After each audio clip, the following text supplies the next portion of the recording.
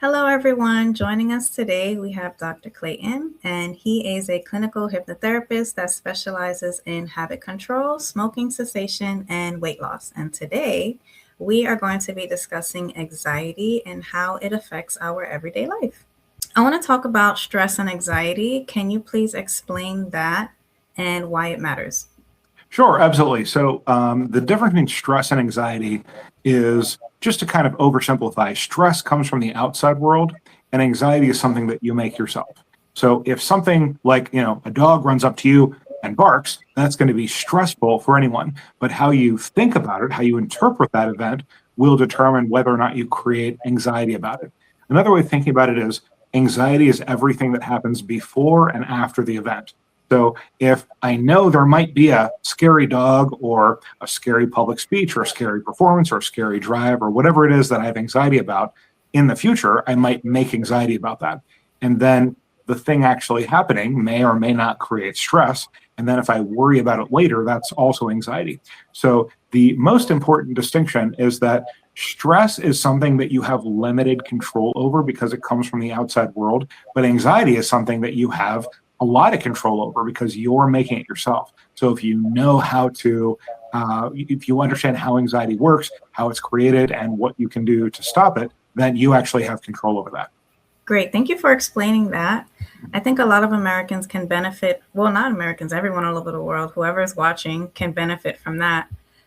So you describe anxiety as something we create. So how exactly does that process work in the brain? Well, whenever you think about anything, you can think about it in a few different ways. For example, if there's something that you enjoy, that you're motivated to do, like for example, if you think about something that you're anxious about, I can tell you how you're thinking about it. And you may or may not have any anxieties, but just pretend like you do. And just think about that thing that creates anxiety. And I guarantee that the way you're thinking about it is either you're messing up in some way or some bad consequences happening to you. And I know that because that's the only way the human brain can create anxiety. When you think about something that doesn't create anxiety, like a hobby that you enjoy or something that you know you're good at or you like doing, you don't think about it that way. You think about just kind of walking through the process and then having the good end result. But whenever you have something that you have anxiety about, you are thinking about it in terms of something bad happening, whether you're causing the bad thing to happen, you're not able to do something, whether it's other people doing something to you or just something bad happening in general. If you think that way, then you're going to have anxiety because your brain doesn't know the difference. Your brain only knows what you imagine to it. So for example, there's some people that are afraid of dogs. I'm not afraid of dogs. You're not afraid of dogs, right? So when you or I think about a dog, we might think about petting the dog, feeding the dog, teaching the dog tricks, something like that. But if someone is afraid of dogs, and I have many clients who used to be afraid of dogs, they might imagine the dog staring at them aggressively, ready to bark and bite and scratch at any moment. And if I thought about dogs that way, I'd be afraid of dogs too. Imagine if that's the only way you could think about dogs. You'd be afraid of dogs too. So there's nothing wrong with that person. It's just how they're thinking about it is creating anxiety. So they might see the same dog that I'm looking at. And I'm like, oh, look, that's a blah, blah, blah breed of dog. And they're imagining the dog like escaping, running up, biting, scratching, and just being really aggressive. And, it's no wonder they're afraid of that. So now that's not going to be useful, especially if it's something more common, like a lot of people are afraid of driving. That's actually driving, public speaking, and health are the three primary types of anxiety that I see the most frequently. And it's not like, if you have to drive to go to work, it's not very useful to have a fear of driving. Not only is it might prevent you from driving or limit your options, but also it'll decrease your performance for driving. Whenever you have anxiety about something, it tends to decrease your performance for doing that thing. So especially if it's something that you have to do, you don't want to walk around with a bunch of unnecessary anxiety. Mm-hmm.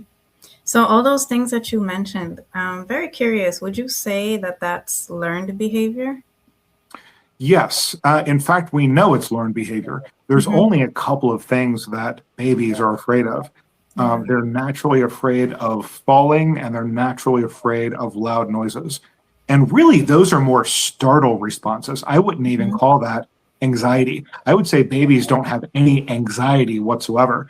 Those are just kind of two things that would stress anyone. If I suddenly started falling, I would be stressed about that too. If I suddenly heard like a loud noise right next to me, that would startle me too. So yeah, I would say they're completely learned behaviors. Yeah, and there are things we need to unlearn, right? Yeah, absolutely. I mean, we learned them and we can unlearn. That's the whole point. Mm-hmm. Okay. So I want to ask you another question. Let's see. Okay, here's a good one. So, if anxiety is created by our thinking, does that mean people with anxiety are doing something wrong? Well, they're certainly not using the best strategy. So, for example, if my goal is to drive to work and I can choose to either think about it in a successful way or imagine running off the road, hitting people, having a panic attack in the middle of the road, I'm definitely going to do a better job of driving in that former example. So, I certainly wouldn't just say, you're doing it wrong, or certainly I wouldn't say there's anything wrong with you, but yeah, there's definitely some better strategies involved. So, and that's really what it comes down to.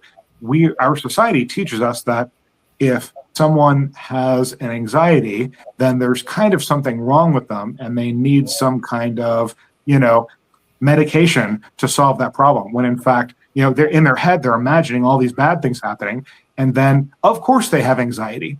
If you make anxiety producing thinking and then you have anxiety, that doesn't mean there's something wrong with you. That means your brain works perfectly fine.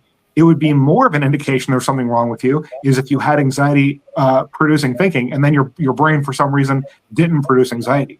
So it's not a is something wrong with you question. It's a are you using the best strategy question. Yeah, so to go off of that, what would you say to someone who comes to see you and they're relying so much on medication? What would be the difference that they would feel from using the medication versus having a session with you about the anxiety? Well, generally, medication can only dull the response. So it's exactly the same thing as, like, let's just say that I went to your house and you had accidentally left the stove on and I didn't notice that. And I put my hand on the hot stove. That would burn my hand. And then let's say you say, oh, well, I've got some burn cream. So the burn cream can dull the symptoms of the burn. But of course, I would prefer to not put my hand on the stove in the first place. Mm-hmm. So notice how neither one of those are solutions. Neither the burn cream nor not putting my hand on the stove is a solution. One is just mitigating the consequences of the problem, and the other one is avoiding having the problem in the first place. There's really no such thing as solutions. The idea of a solution is just kind of a made-up imaginary concept. All we do in life is either have a problem and try to fix it or mitigate the consequences, or we try to avoid having the problem in the first place. So depression, it can be a protective shutdown. So how does that connect to anxiety? Depression is your body trying to protect you from having too much anxiety. So for example, let's just say that you had a magic car, and whenever the car was about to break, it would instead pull itself over to the side of the road, fix itself, and then let you get it back on the road. That would be great. I would love to have a magic car like that didn't break. However, if I didn't know it was a magic car, I might think, what's the car doing? So I wasn't aware of the problem. What's the car doing? Why isn't it letting me use it? Is it sabotaging me? What's wrong with this piece of junk? So understanding what the body is doing is vital to understanding what is going on with depression. So depression is really just if you have anxiety and then you have more anxiety and then you're not stopping it and you're making more anxiety, and your body is a limited system. It can't handle unlimited anxiety forever. Mm-hmm. So at some point your body and your mind say, okay, that's enough. You're not doing anything about this. So we need to actually forcibly shut down. So people either do usually one of two things. Either they go, and this is the difference between like bipolar disorder and chronic depression. If your body puts you into a depression and you continue trying to make anxiety, your body simply will not let you out of the depression, and it's going to just continue to keep you in depression. On the other hand, if you stop making the depression and that lets you back out, you probably haven't solved the problem of creating too much anxiety, so you're probably going to go back into depression, and that leads to bipolar disorder. So there's some other nuances about that, but that's essentially which of those two you have will depend on what your reaction is to going into depression, whether you create more anxiety or give anxiety a break for a while. Oh, yes, I agree. Thank you so much for explaining that. Do you agree that anxiety or depression is a chemical imbalance? What's your perspective on that? It creates a chemical imbalance. Anxiety and depression create chemical imbalances. That's one of the biggest misunderstandings with anxiety and depression. They're like, oh, they have anxiety and depression. And see, we tested their chemicals, and their chemicals are different. Therefore, the imbalanced chemistry must have caused the anxiety and depression, which any Logic 101 student would know does not follow. So if you were running your car, let's go back to the car analogy. If you are running your car really hard, not giving it a rest, not maintaining it, of course, that would degrade the fluids in the car. Of course that would. But the degraded fluids didn't cause you running the car too hard. Okay? It's the same thing with your imbalanced chemistry. So don't let them say, oh, well, we studied 1,000 people with depression and we found that they had imbalanced chemistry. Therefore, and they never even say imbalanced chemistry caused the depression. They just allow you to assume that. They just let you go to that conclusion without actually saying it.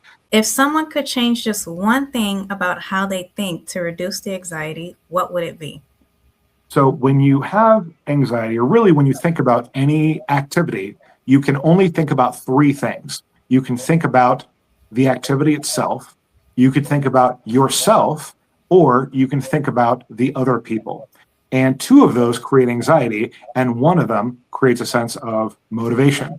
So if you think back to anything that you enjoy doing already, something that you feel relaxed doing, you're good at, you like doing it, you are definitely thinking about doing the activity. So for example, if you like playing keyboard, the musical instrument, then you'll imagine going through it and hearing the song and playing. What you won't do is you won't imagine a bunch of people judging you for your music. You won't imagine yourself messing up and not being able to get it. If you enjoy doing something, you're naturally going to focus on the activity itself. You will find, no matter what it is, you will find, like, you could think of the scariest thing right now. Like, what's the scariest thing? Like, let's just say that for one person, it's like being attacked by a dog or something like that. You could go to a dog catcher and, say, oh, hey, have you ever been bit by a dog before? And they're like, oh, yeah, got picked up by a dog once, and they did first aid, and we caught the dog, and we got it back to the owner, and we did this other stuff, and I was on workers' comp. And the key thing that he's doing is he's focusing on the task, and he's focused on it ending successfully. Same thing with driving. Even if driving is the scariest thing ever, you can imagine, like, being in the car, driving, everything's very relaxing, you get to your destination successfully, and then your brain just can't make anxiety about it. It doesn't have the elements that it needs to make anxiety about it. So if you can think that way, and then you can kind of program that in, so that's the natural way to do it from now on, that's kind of where the hypnosis comes in, then you will actually find, it'll just be amazing, like, oh, I actually don't feel anxiety about driving anymore. So that's the best tip that I can give someone. Focus on the activity, think about the activity itself, not the people, and imagine yourself doing it successfully. And when you do that, you will find that your brain can't create anxiety about it. Yes, I agree. And also those paralyzing thoughts, right? Yeah. Right, exactly. Yeah. I mean, that's paralyzing thoughts are a natural, like, animal response to being seen by a predator, like staying perfectly still.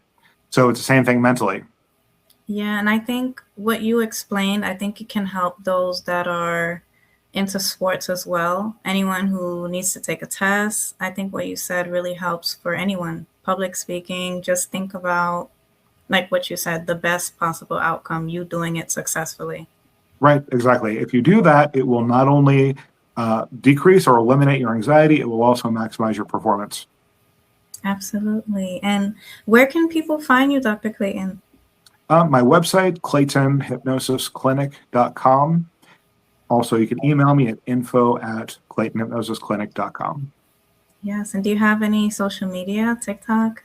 Yeah, I'm very active on TikTok. I've got hundreds and hundreds of videos talking about how the brain works, how hypnosis works, and that's at Clayton Hypnosis on TikTok. Okay, thank you so much, Dr. Clayton. Have a great day. Thank you. You too. Take care. Bye.